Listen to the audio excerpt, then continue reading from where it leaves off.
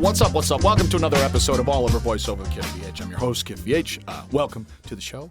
I am thrilled to welcome wonderful voice performer, actress, host of things, violinist. Oh my gosh. Yeah. Right? The lovely, the talented Erika Ishii. Thank you so much for being here. Thank you so much for inviting me. You're welcome. I saw the violin bit, just to share. I saw you perform with We Talk Funny at Flappers at the beginning of the month. And your piece was amazing. Oh, thank you so much. That was such a rush. I always forget how much I love live performance because, all of us sort of grew up in it. Yeah. I'd say most voiceover people came from stage. I think so. Or at least music. Yeah. And so at the performance, it was all Abrams people. So our talent agency had a bunch of us performing in a showcase, and everybody had some sort of musical component to their act, like comedy. Yeah. It was unbelievable. Everybody's so insanely talented in areas outside of just being on mic. And it was so fun for me because actually shout out to my collaborators on that piece, Joe Starr of Screen Junkies. He does Honest Trailers. Oh, yeah. And Sax Carr, who's my manager and one of my best friends in the world. And so we've all been writing together comedy since our UCB days. Oh, wow. Yeah, so we did Tournament of Nerds, which is this Oh, show my God. where 8 comedians represent 8 pop culture characters and have essentially a roast battle. So we've been sort of writing together on that and other sketches and sort of weird bits for like 7-8 years now or something. And so amazing. we came up with this bit of it's me that I've learned the violin in honor of Game of Thrones. Only the last season happened, so I start interrupting myself during the playing, and I just get madder and more upset and just sort of break down. And it was such a joy to get to do, and I was so surprised that everybody else must have been as raw and reactive to it as I was. Because, look, I love Game of Thrones, and it is a groundbreaking television series, but I think we were all a little disappointed with how it all ended up. And, it's fun to find the humor in it. And it is not punching down because, come on, they still want all the enemies. Right. And there was nothing about it that felt like punching down at all. What I really loved about the piece was that it was so connected to your emotional life and your expectation and what you were holding up and what they failed to deliver. Right. And I don't know, it was a delightful piece and super fun. But yeah, it's funny. I think all voiceover folks, I don't want to generalize, but every voiceover person that I've talked to has a musical background. For me, it was violin, musical theater, and then some sort of performance at an improv experience. I gotta say, out of everything that I've learned in voiceover, I think my improv training has helped the most to just be able to make a strong decision and stick with it and just take it all the way, baby. Well, let me go all the way back. Like, where are you from? Oh, L.A. So I'm one of the few L.A. natives, and I did the whole child acting thing. Did you really? I did. So my parents were both in the film industry, focus puller for camera op, and my mom was an editor, and so they saw that I was extremely outgoing, and I just had all this excess energy, and I was so extroverted, so they thought maybe I'd enjoy being on camera. And so they put me into acting classes and, took me to auditions. And so I had this little career when I was younger of I was in a lot of Barbie commercials. I was in an episode of Full House. The Play's the Thing. I think season 6, 9, something like that. And, I really enjoyed performance growing up. And so I did. I was a very, very awkward teen. Like I braces, glasses, sort of gangly. So I sort of transitioned to theater, and I did a lot of musical theater and stage productions and community, and it was really, I feel so lucky that I grew up with parents that were very supportive of that while not being pushy. Yeah. So, that's great. I've spent my whole life around just performance, and now doing voiceover predominantly. It's just such a gift. I'm sorry, I totally Yeah, cut you off. We're skipping around here. We're skipping around. I'm Keep happy going. to skip around. Jump I love in whenever skip you around. can. Skip around is awesome. How did you find yourself? Well, where did you go to college here? Did you high school? Just dive in. So I stopped acting, and I went to CSUN and then UCLA. Okay. Majored in mass media communications. Huh. Did a lot of violin on the side. I decided that wasn't what I wanted to be for my career, just because like it's how my soul sings, but it wasn't the performance that I chose to focus on the most. Yeah. So I did. So I stopped for college, and then after that, I went to the Strasberg Institute. Oh, no kidding. Yeah, The Method. one like in West Hollywood? The one right there in Fairfax. Really? Yeah. It was so fun, and I learned a lot from it. But also, I just don't.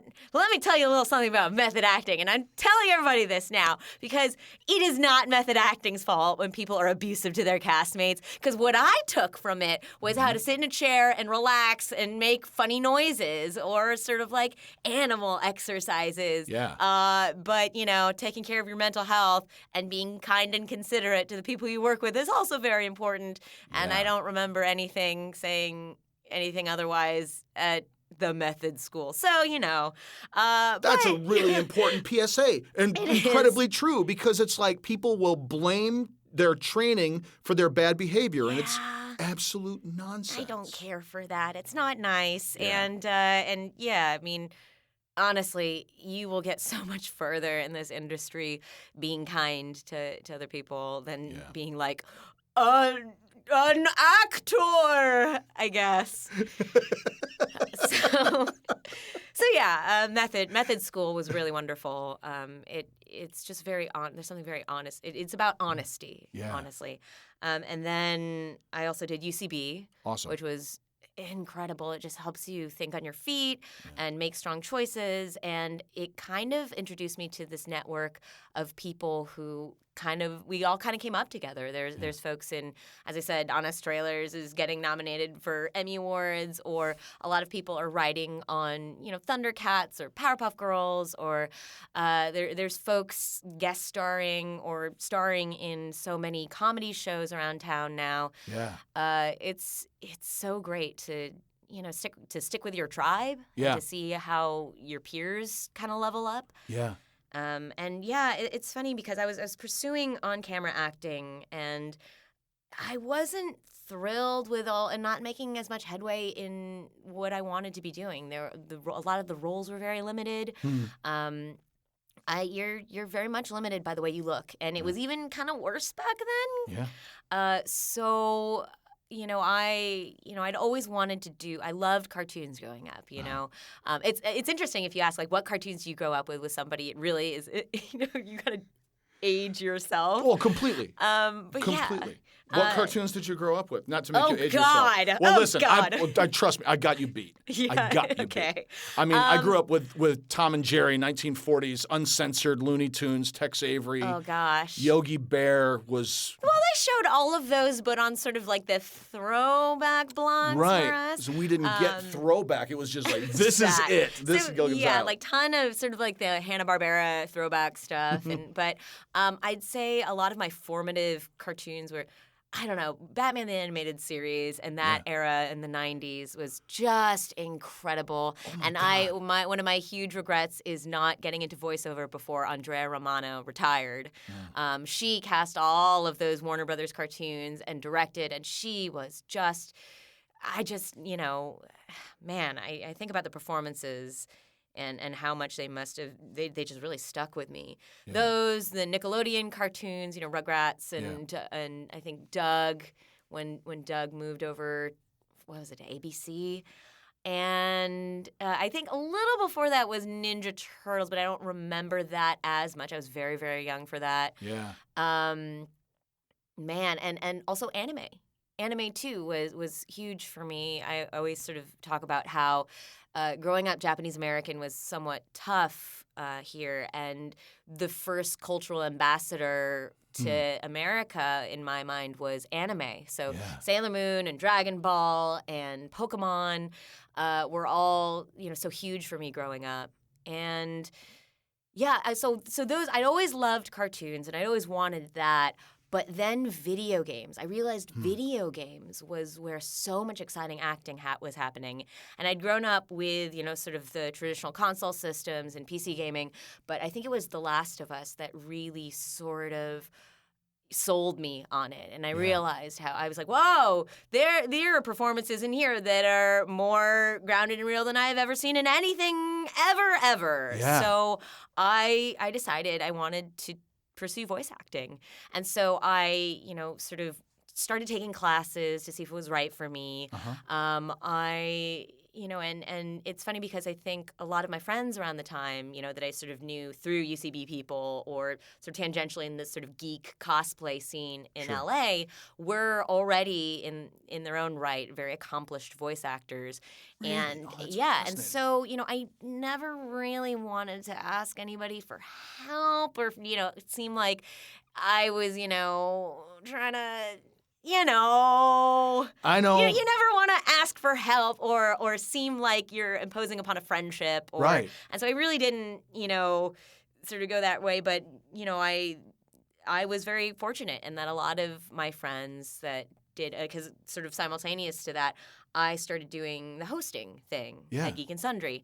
And so a lot of the folks in that world, either, I met a lot of game developers that were like, oh, you do voiceover, you, like, hand me your demo. And on one hand, I'm like, wow, I just really got super lucky. But on the other hand, I did have a demo to hand them, which is super important.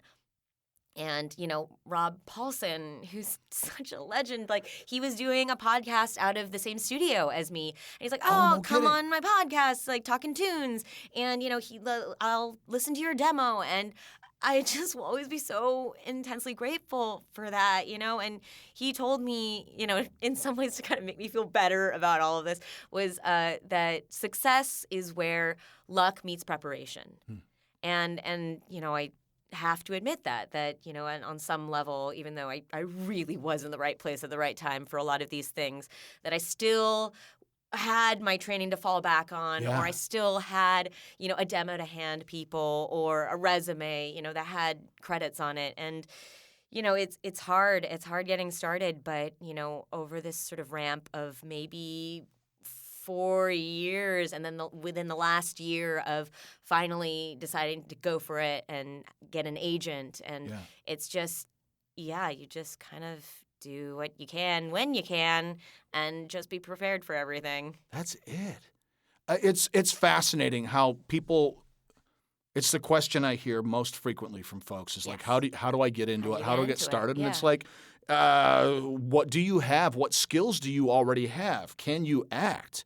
And it seems like such a fundamental baseline thing, It's funny because, there's so many other jobs that, you look at that and you're like, oh, well, I obviously couldn't be a doctor right off the bat. That takes a lot of school and, training and certifications. And for voiceover, it's like everybody has a voice and everybody has feelings. So, everybody should be able to use their feelings to make voices for characters, right?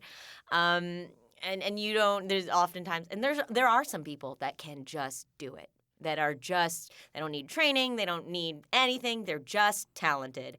But more often than not, it's that, you just need to kind of hunker down and do a lot of legwork for things.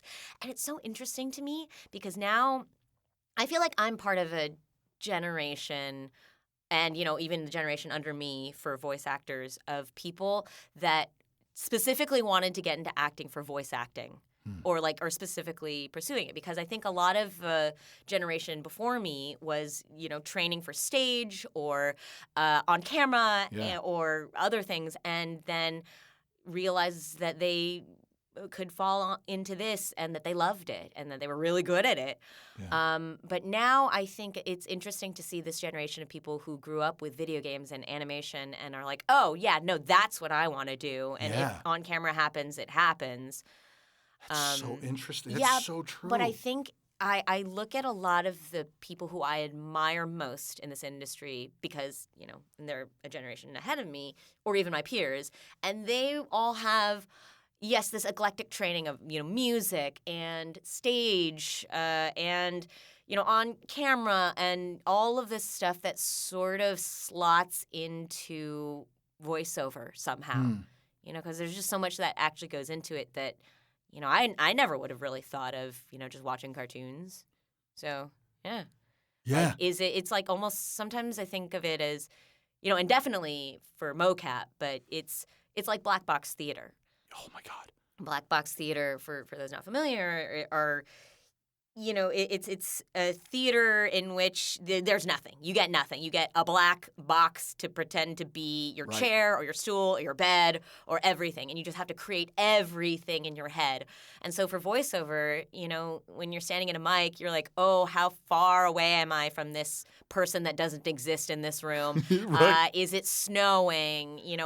What's just happened before this? What's just about to happen? Yeah. And there's all these factors that you really have to, condense into a single performance. Yeah. And it's a lot. All those essential aspects that a full script will give you that you don't get more often than not. Yeah, that's the thing, is it depends on what you get too. Sometimes you're lucky if you know what you look like. Oh my God. Yeah. I had a thing recently where I was told you're going to be doing this dialect, and I got to the session, they're like, that was not correct information. Right. You're going to be doing this dialect, Oh, even no! though you're prepared to do That's this dialect. The nightmare. The nightmare is to show up to a session, and they're like, you need an accent. Oh, yeah. You're like, oh, okay. Oh, and which accent would that be? Yeah, I hope it's a native accent to me. I know. Yeah. And unfortunately, I was able to pivot and Right. move on and all that other stuff. Yes. But it was still like, and as much as it's kind of actor's nightmare. It's also, I love it. Right? I love it so much. I love all of that. And that's the thing, is that, I'm such a theater kid, and I loved all of that. And I miss theater in that regard so much. And honestly, it is so hard to make a living in theater. Just so props to everybody who does. Yeah. And in Los Angeles especially, it is not really a viable career option. So to get to do all of those things, but, still, In a mocap volume where you get to create. And I can't, yes to everything that you've been saying. And the improv training to, in particular, for motion capture, I've been doing stuff with mocap vaults, and I've awesome! I'm actually going to take a class this weekend. Oh, are you really? Yeah. Terry Notary's thing? I'm not sure who it is actually, Okay. but so a friend actually set it up. But Awesome. I've done a ton of mocap training, but haven't really even got many mocap auditions yet. Yeah. I know, because I know they pull a lot from on-camera folks because of the memorization aspect and what have you. But yeah, you've done. I did one motion capture job back in 2004. I was in Midnight Club 3 Dub Edition. Whoa. I was the Detroit boss for Rockstar Games. It must have been so different back then. It was different and not. Okay. Amazing director named Naveed Kandasari, who's gone on to develop. He did this amazing indie game about the Iranian Revolution it's called 1979. Oh yeah, I played that at IndieCade. Oh, do you really? Yeah, that's Naveed's game, and he my directed gosh. a ton of cinematics for Rockstar in New York. Yeah. And but I had a multimedia producer background. I was a multimedia producer producing interactive training before I started performing. Oh, no kidding. So I know all about Lightwave and After Effects and all that kind of stuff. So consequently, I'm tech to record myself, easy peasy. I got this. So Audacity and da-da-da. So I know how to edit, and I know how to work my way around Photoshop and blah, blah, blah. Oh, that's nice. Enough to be dangerous, enough to cut, enough to make a self-tape easy. Oh, that's so good. That. Self-tapes! I'm telling you. And self-tapes for mocap on top of it. Wow. Even if it's just the skill, just the background of stage training to be able to learn something from memory and then put it up in a day. Yeah. Or the on-camera experience that we get, even for for a commercial, even a 30-second spot. Oh, yeah. 30-second spot is, you got to make a choice and stick with it and just lean into it. And, right. Yeah, there's so much. Yeah, improv keeps coming up today, but yeah, it is really invaluable as a skill. I mean, even in life, honestly, I feel like conversations got better. And an important thing improv teaches you is listening too. Yeah. Listening and reacting. Yeah. Just so important for this. I think it's crucial, and it's made every relationship in my life better. Yeah. I mean, I'm Second City, so I came up. Heck yes. I came up Second City in Detroit, starting in 1998, and never looked back. Oh, and still wow. teach and direct over at Second City in Hollywood. Oh, wait, really? Yeah, yeah. Oh, super cool. So improv is. I've been doing improv longer than I've been a professional actor. Wow. So I guess it started that. But then I started in college, so about the same. But how that informs, and even like in audition, talking about like audition life and bringing that audition life. That's something that they don't really tell you, like that a lot of people don't see, is that even though, your career is voiceover, you only spend for most of it, I'm sure, unless when you get really successful, that's not necessarily the case, but you spend most of it not in the booth or actually working. You spend most of it auditioning. Yes. So 100%. So yeah, get used to that. Yeah. Get used to a lot of getting the idea of getting ghosted where you put your heart out there and then you just don't hear anything. Imagine that, but maybe 5 times a day. Always. So, it's a constant state of being. It's true. We have abandonment issues and stuff. And, do you blame us? No, but it's fun. It's also fun, too, because it keeps you sharp. Do you how's your process of releasing auditions that you really want to book? Oh gosh. In yourself. You know what I mean? It's so hard. I'm still at that point where everyone is precious, and you're not supposed, you're supposed to just send it out. Right. Not you just throw it into the ether and you don't care about it. But I care too much, Kif. Yeah. I care too much. But that means you're doing good work. Yeah, it's true. And that's the thing is my process for it is to try and not psych myself out, to just do it, because I'm still, and honestly, at Abrams, they have a booth there and a booth director, and you can go in and do it. And I much prefer that, because when I'm on my own, I will do it, and I'm like, I can go tweak this, and I just go bit by bit and just get in my head, and but oftentimes it's just the first thing you throw out there, and you just have to do it. You have to commit and do it and trust that your first instinct is right, as opposed to going back and driving yourself crazy, because that is what happens sometimes on my own. So if it's something I really want, I just go in so that I can have somebody mostly to tell me you're done. Yeah. You're good. It was great. I liked you're in the ballpark. Mm-hmm. And I know that my first read in my closet is going to be ballpark, and it's going to probably be 75 to 80%, but in my head. But it may be a reality. It might be 95%. Yeah, I don't know. You don't know. That's the thing. Right. Is you just don't know, and you don't. It's interesting too when I'm starting to get to this point where I've done a lot of auditions for a place, and then I hear through the grapevine oh, they've been hearing your auditions, they really like you. I'm like, really?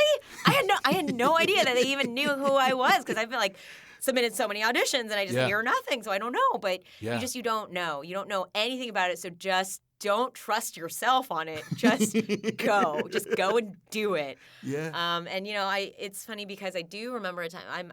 I'm very privileged in that I have an agency, and that they send me all these amazing things, and that they trust me with things, and that they'll, if they think I'm even a little right for it, they'll send it to me. So and great. But I remember a time not very long ago in which I would get one audition maybe in a month. Maybe, because I was getting them on my own, or, they came through the grapevine or just through studios that I knew. And, so it's I have to remember now, that there's just the majority of things I'm not going to book. So to just kind of just do it. What was your process from going, just because I've had I'm teaching right now, and a lot of people are getting to this place. I'm teaching for accountants and accountants, and oh, nice, yeah. VO, intro for actors, and I'm getting ready to start teaching animation. Nice. A whole bunch of stuff, which is awesome. But that it is that moment, especially with people who are onboarding into it. And, people come to VO at all ages, right? Oh, so, yeah, trying to figure out, so I'm curious, what was your journey of going from an unrepresented actor, hustling opportunities for yourselves, making that choice of saying, this is something I want to pursue, pursuing it to getting to a place where now you're repped and they're sending you what you want. What was that onboarding process for you? That's the thing is that I decided, I was like, okay, I'm going to do it. So I sought out a coach. And so I had a coach and, I just did that. And then I think what really kind of helped the most, though, was as I said, I feel like I snuck in the back door and I got lucky. It's just that, so Sissy Jones, Delilah and Firewatch, BAFTA award winning. Yeah, actress. Yeah. Sissy Jones. Oh my God, The Walking Dead. She's just remarkable, and I was a fan of her work. And but she, my friend Anthony Tedesco, he invited me to her workout group. So actor workout groups are when, a lot of actors, most of the time they're working, will just bring in whatever scripts they're working on and just kind of work out together and give each other notes. And with her, and I think Kay Bess was in the group, and Larissa Gallagher, and Joe Zija, all of these people who are just incredibly talented. And I was this newbie, but they were like, no, you're up here, come work out with us on this. And just having other people and hearing different reads, what they're supposed to sound like, what they're shooting for, what's out there. And I wasn't really getting auditions then, so I just would grab copy wherever. That really helped both with performance and honestly with sort of confidence levels. And all of the folks in that group were incredible, and I miss that group because we don't have time for it anymore. But that was big, and then also the fact that a lot of my friends who were voice actors or directors or in some way had the capacity to sort of extend a hand did. They did, and so they would say hand me your demo, I'll put you in this pool. A lot of times it's very rarely I will just cast you in this thing. Yeah. It was a lot of there's a studio and they're always looking for actors to audition. Yeah. So I'll put you in that pool, and then auditioning for a while in that pool before suddenly something popped. Yeah. And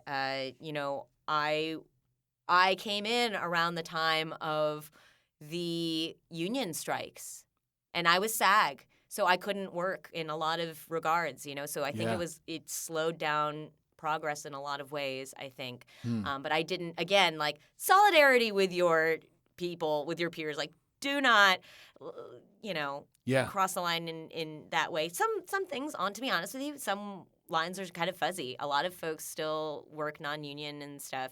There are certain lines, certain respect and courtesy for your fellow performers that I wasn't willing to cross. So that I think was an interesting time. And then just it all kind of came little by little and just snowballed, until finally, I was starting to book union work on my own, just through friends or through projects that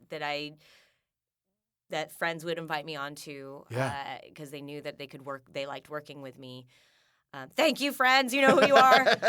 and then eventually on one of those union projects, somebody was like, "Oh, you don't have an agent. Let me introduce you to mine." And then they'll handle this deal.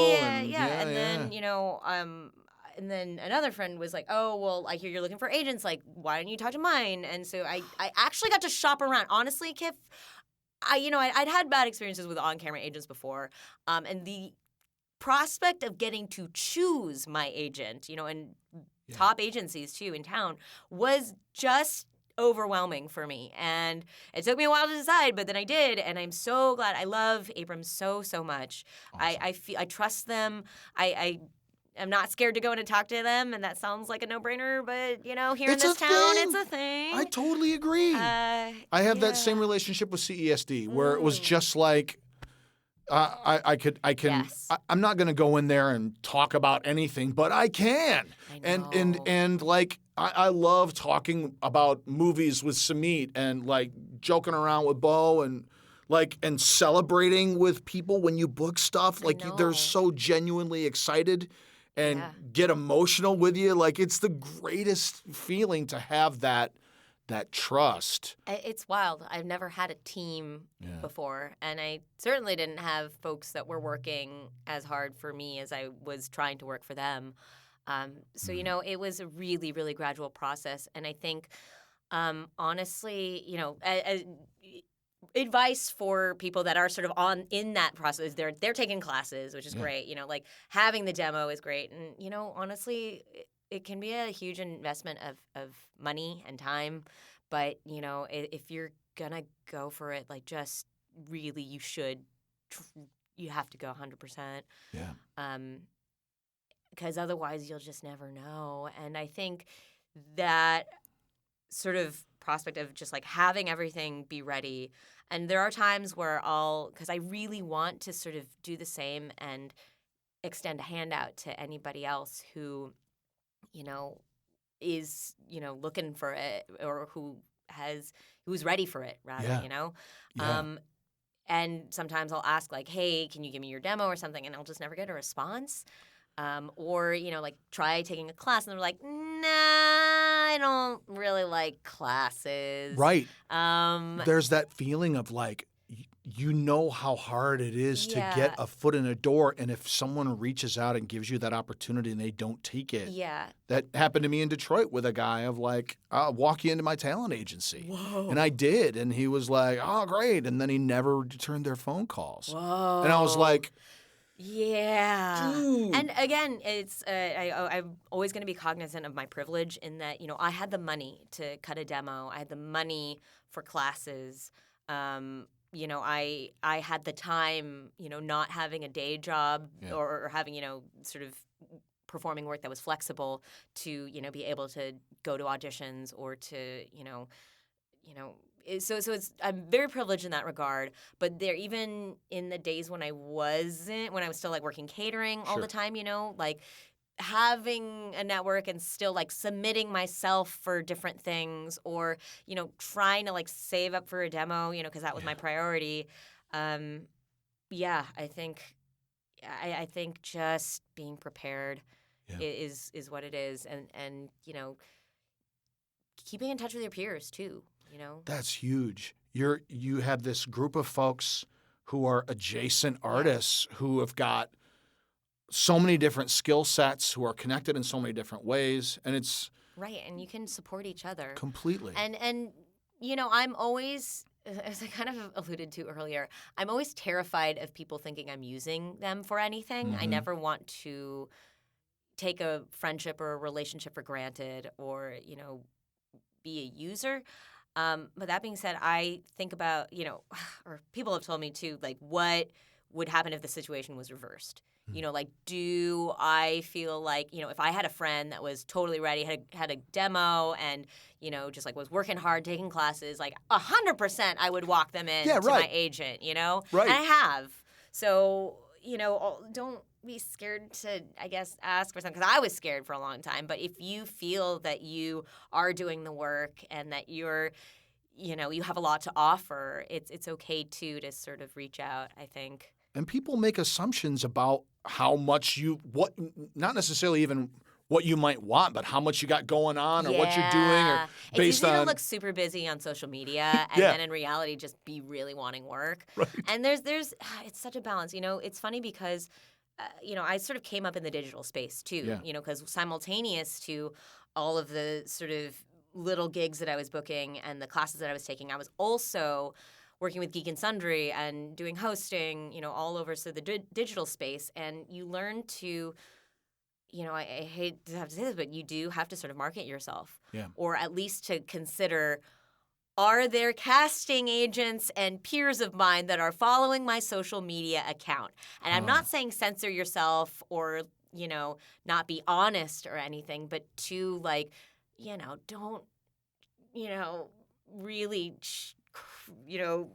poop on, other professionals Yeah. or other, and it is remarkable to me. I still see people, say very rude things about like companies or people that they're hoping to work with, and I still feel like I am very true to myself in my social media. What you see is what you get. I still feel things. I'm honest about my flaws and shortcomings and sad feelings, but at the same time too, I am cognizant that it's not a private space anymore. A lot of times we still think of social media as a private space, but it isn't. Like, how would you feel if you knew that people that you looked up to were reading what you wrote? Yeah. So it is important to figure out, you're sort of who you are publicly. Yeah. And I don't know, it's funny because I'm always hesitant to make all these sort of grand statements and generalizations because nobody's journey is the same. Yeah. I mean, if you talk to anybody in this industry, everybody got into it a different way or Right. has sort of different stories. Right. And so, there's no wrong way to do it. Right. But there are some little sort of life hacks that you can learn along the way to make it easier. Yeah. That's so true. That's so true. Well, let me ask you this question. How do you, diving into process, Yes. how do you approach a piece of copy? Let's say breaking down it's a copy, yeah. character, an animated character for a pilot for a show, and it explodes in your mind. This idea of like, oh my God, this character is, I want to play this character. Gosh, you know what? Breaking down a script is so it has to kind of become second nature because it has to because when you show up in the booth, most of the time you've not seen the script beforehand. Yeah. And you'll kind of know what your character is from your audition and stuff, but who knows? Like sometimes you just get called into a job and you don't know anything. Right. But yeah, for breaking down copy, it's so important to know your archetypes. Honestly, they'll ask for, because most of the time they'll at least give you sort of a basic of what the character is or what they're looking for. And so I book mostly in video games. Video games is sort of like I came up through the video game ranks, and that's where I'm booking the most now. Video games, it's very easy to know your type. Like, who do I play? I play a lot of sort of like tough military chicks, sassy teens, occasionally young boys. I don't do a lot of sort of like I rarely get cast as sort of the ethereal sort of elf queen unless she's like a ruler, And a warrior elf queen, yes. Know your archetypes, what you can feasibly play, know what they're looking for, and then also, knowing what they ask for and what the archetype is also helps you if you suddenly see something that's different. Making the choice that is not the archetype or a spin on it, or just knowing what the character is the most important, I think. And then everything gets easy after that because it's like you kind of click into that headspace, and then every line that you read, you're like, oh, this is how they would say this, or this is the tone. And then also just making sure that, you have a definitive point of view. Because sometimes I'll even catch myself doing this too, is you read down a line, especially for video games, and sometimes for animation, you don't get a full script. You just get a bunch of lines, kind of call-out lines they're called. Yeah. And it's easy to kind of make it one note, but you have to sort of find a point of view for everything. Like everything you say has to have some sort of purpose. Like when we're talking now, or with any time you talk, you have something that you're trying to say or do, or some sort of different way of saying things. So I think primary is character, and secondary is sort of intention in the lines, because one will inform the other. Yeah, oh, that's so interesting. Yeah, I've never thought of that idea as your point of view. For a character, let's say, for example, it's a character scene and it's maybe a 3-page side, and it's like, dialogue rather than a bunch of Excel spreadsheet lines, single lines. But the idea of a character changing the way the character is saying what he or she is saying because they've already said it a certain way earlier. That's not necessarily a strong point of view, but something to think on when you're listening back. Well, just something to catch. It's not like you should deliberately be like, well, they were angry here, so they need to be sad here. Right. But more just like, am I only just angry in this whole 3 pages? Or like, and even when you're angry, you don't like, there are quiet moments when you get angry. You know, you just get really angry and stuff. And there are sometimes shouting moments, but then, and because things go, I don't know, it's just, it's, you have to sort of think about the roller coaster of emotions, I guess. Well, too, just unpacking the idea of anger, like you're saying, like you can be outraged. Yes. You could be really hurt, be coming from that space. It could be a laughing, mocking anger of like that's baffling that you think that. I don't get it, wow. Right? There's a universe inside of each single emotion. Yes. You know? There's all these different colors that you got to kind of find. And it's not even just like as I said, it's not even intentionally sort of like putting those colors there, but just like finding the different intentions. Like why would you say this something? Why are you saying this? Yeah. And again, it's not a perfect science. I catch myself like, my God. Yeah. But still, I think that is what has helped the most in terms of breaking down a script because the easiest ones to do, the easiest auditions are the ones in which I take a look at the character and say, I know who this is. Whether it's a weird sort of offbeat choice from what they asked for or, just like sort of dead on that. But just knowing who the character is, I think, is just the most important thing. That's kind of super comforting. Yeah. Like I literally had an audition today where I looked at the character image and was like, I know who that is. Yeah. And then I did it, and then I wanted to make it harder than it was. Oh, no. But like every time I would redo it, I didn't change a thing. Like I did it maybe 4 or 5 times and was like, I just wanted to be this person. The character won't let me make it anything other than what I'm making it. Yeah. It's always a magical moment when you can do that and you make a strong choice. And the thing is, and it happens sometimes, is you make this choice and either you don't hear anything or you get close, but you're like, I went with this one, I went with it. And like, if they didn't pick me, it's because they didn't like that character choice, and that's okay. That's okay. It's not that I wasn't good at it. It's just that I made this choice and they were like, well, it's this other thing. This is the way we see this character. And you can't split the middle and win. You just can't. That's That's so and true. I have tried to do that before. And it makes the read harder and it's hard to grasp and it's not strong enough choice. So, One of the ideas that's helped me a lot with the rejection aspect of this stuff is denying that it's rejection. Yeah. That it's like, I'm not selected.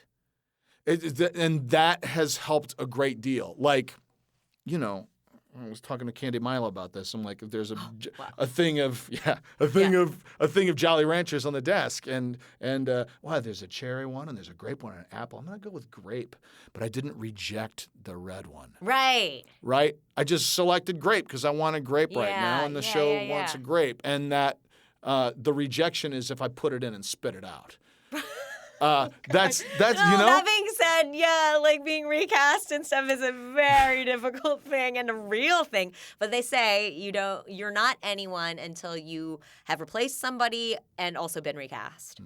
So yes, it happens. But I think I was sort of joking before about abandonment issues and rejection, but it's just I'm so thrilled and honored that I even get to read for a lot of these things that it just kind of, there are very few jobs where I was just like, I really wish that I'd gotten that, because most of the time you hear it and you're like, oh no, that was the right choice. That was for them. You go back and hear your audition and go, I don't know why I was so excited about the possibility of even getting a callback.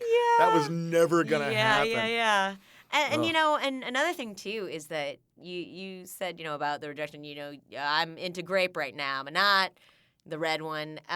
It's a lot of times, or so I hear, they'll hear if you make a strong choice like that and they don't want it for that character, they'll still be like, oh, that's a really interesting take, and I can see this person knows how to make a strong choice. Like, let's keep them in mind for another thing. Yeah. Which has, that's actually sort of happened to me before, Awesome.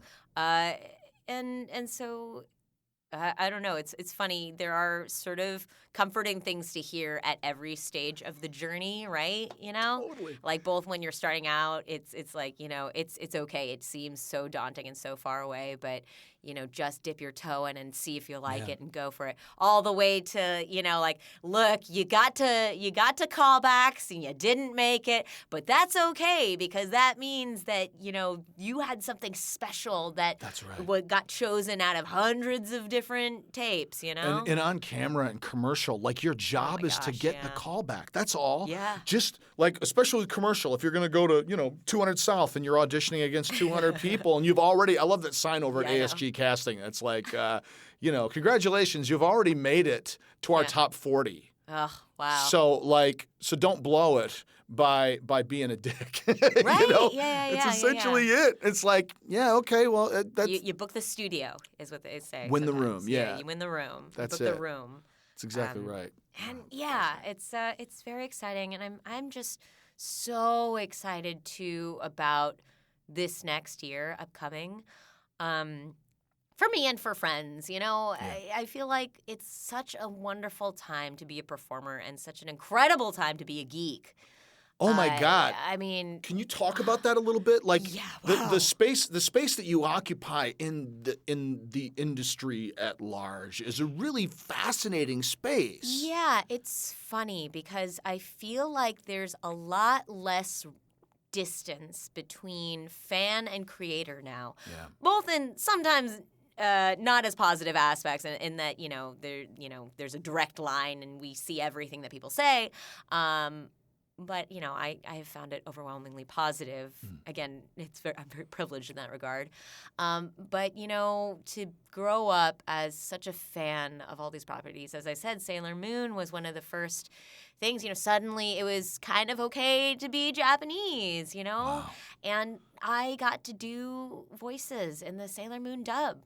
Which is just unbelievable. I was Jun from the Dead Moon Circus arc, and I just remember seeing that when I was little, and I couldn't believe it. And Gundam as well. Oh my God. I was the lead in the Gundam narrative film. Dude. I just remember like playing with my friends' Gundams growing up, and it's so remarkable to be part of a lot of these things that I just that informed me. Yeah.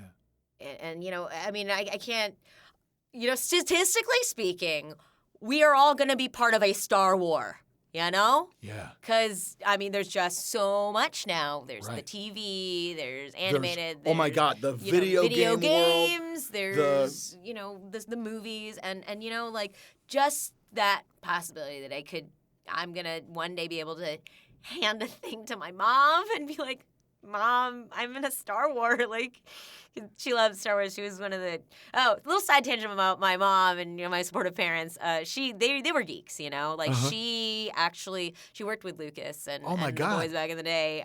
She went to an early pre-screening of Star Wars before it hit the public and stuff. And she knew how huge it was going to be. So she's been a fan literally before anybody, like the most hipsterest of hipster fans of Star Wars. That's so awesome. Yeah, and so I take her to every time. I as in my capacity as press, I still get to take her to the Star Wars premieres, and which is incredible. And so to one day be like, I'm part of this is like I want that, and that's sort of one of the little bucket. Everybody's got their little bucket list, right? It's an amazing. What do you have a? I play Han Solo. I know that. But what's my bucket list to do? Yeah, what's your bucket list? I mean, it's like, gosh. I'm probably Yogi Bear or Dino Mutt. Oh my gosh, it's so funny that you can say specifically. I'm like, Yeah. look, I'll be happy to be a stormtrooper, but you know, I've been I bet like on your once bucket you list, played, I want to be Han I Solo, wanna and be- you did. and you did. Oh And then my it's like, gosh. and I'm a voice at Disneyland. Like, Mm, I'm a pirate. right? I mean, right, so like, right for the auction. Oh my God. yeah. Ah! Hey, anchor now, you swabbies. What may I offer for these hardy hens? Each one an egg layer. And like, You that's don't even know. I love it. I love it. the oh, coolest, Gray. and the Gray is coolest the new. moment. Yeah, she's Gray is the red. redhead! And that was me and cool. Gray and Mark Grau in our recording studio, and we were in there for 20 minutes. And like, after like the 8th take, they were like, okay, hold on, we're gonna put something together. And we looked at each other and we're like, it's over. Like the moment of anticipation and all that of like to get into the recording, and then you do it, and then you're like, now they're cutting it, and now we might be out of here. And like how quick that went. But then the idea of this thing and then writing it for the first time with my daughter. Oh. Wow. I That mean, is so special. Yeah. It really is. And it was something that Sherry, my wife, said to me was like, you know, she's like, it's weird how the idea. Sorry, I didn't go to get emotional about it, but I will. No, She's like, it's when if and when you go before me, I can still visit you. Oh. Yeah. Right? Like that's what that Yeah. space is. That's what this idea of legacy gets to be for us, and how these things, and not just people who are close to us too, but like, I mean, generational, or people who are inspired Yeah. the way we were inspired by the people. I don't want to sort of like think about it too hard, or I know. it feels kind of arrogant to think, but yeah, I think about how much stories impacted my life, how much they do. I think that as humans, the most important thing that we can do and that we do is tell stories. It defines and says who we are. Yeah. And the fact that I get to tell stories, these stories that are so precious to other people, it really kind of blows my mind. And like occasionally I stop and think and have a good cry about it, Yeah. It's unbelievable, and I'm so excited about the stories that are being told now. And Oh my God. also, honestly, I feel like I get to tell stories that were not sort of being told before, or that I get to play. I've gotten to be part of a lot of things. Like one of my sort of early game jobs was a Dream Daddy, a dad dating sim, which is I play Amanda, the daughter of the lead character, who is like a queer man trying to date other queer men, and it's the kind of game that I would have been obsessed with even if I hadn't been in it. But like getting to be part of telling that story and something that is so different, was really important to me. And I feel like, I'm so excited about the stories that we're telling now, and I'm excited about the stories that are going to be inspired by all of this. And it sounds I feel kind of arrogant talking about it, but Yeah. I hear you. Stories are important. Stories are important, and like, the crazy thing is, we set out to do this, and we are. Yeah.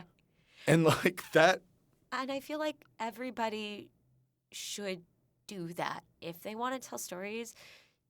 Everybody should. Yeah. The world needs stories. The world needs your stories. Yeah. And it doesn't matter if it is in like if you get to play Han Solo, or if you're sort of, I follow some writers on Twitter that tweet out sort of lovely little snippets of story every day, and it just does a lot for me.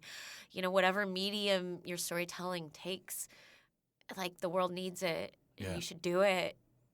It doesn't even have to be a career; it could just be something for you. But I just in the end, it always really came back to me to telling stories. I wanted to tell stories. One of my favorite, one of my fictional heroes in life has always been Scheherazade in the Arabian Nights. And her story is that there was this king who was wronged by his wife, and so he had her executed, and then he declared that every day he would take a new wife and then execute her in the morning. Monstrous. Yeah. There's parts of the story that I do not care for the ending of, but Scheherazade was, a courtier's daughter, and so she'd been kept from marrying him for a long time until finally she said, no, I'm going to do it. And they got married, and that night she started to tell him a story. And she just entranced him with the storytelling. And halfway through, she stopped and she said, it's late, and, I have to be executed in the morning, so I guess we should get some sleep. And he said, oh, it's okay. Why don't we stay the execution? You can finish the story tomorrow night. And so they slept, they had the day, and then the next night she continued the story, and she told stories within stories within stories, and she didn't get to the end of it. And so he had to stay her execution for another day, and this happened for 1,001 nights. And at the end of it, she said, I have no more stories to tell. You can kill me now. And he had changed. Through the course of the storytelling, he had learned empathy and how to be, how to relate to humans and all of these, the importance of, love and stories. And so he decided to marry her for real that time, and there would be no more deaths in the kingdom. And that was a story that always kind of stuck with me, the idea of telling stories to change the world or to change. Sometimes if you change one person's mind, you change the world. And, I feel so lucky that I get to do it. Me too. Thanks, guys. Oh, my God. Dude, our time is coasting to us. So... my question for you is, how can people find you on Instagram, Twitter, that kind of stuff? Where are you at? I am at Erika Ishii on Twitter, ErikaIshii, and at the Erika Ishii on Instagram. I post a lot on there. I'm very active, and yeah, I love interacting with folks because I've been very lucky in that our community is just very lovely. So. Well, you make it even more so. Thank you. That's Thank very you so kind much. of you, Kif. It This was so great. This Thanks was for amazing. crying Oh my with God, me you're about welcome. Yeah. Thank you so much for joining us for this marvelous episode, and there'll be more coming soon. Thank you so much. Peace. Bye. This has been All Over Voiceover with Kif VH. Thank you so much for listening. If you enjoyed the show, please go to iTunes and give us a positive rating. It truly helps. Follow me on Twitter at KifVH, or on Instagram at KifVH, or on Vero at KifVH. Thanks so much for listening. Talk to you soon. Claim victory and depart the field.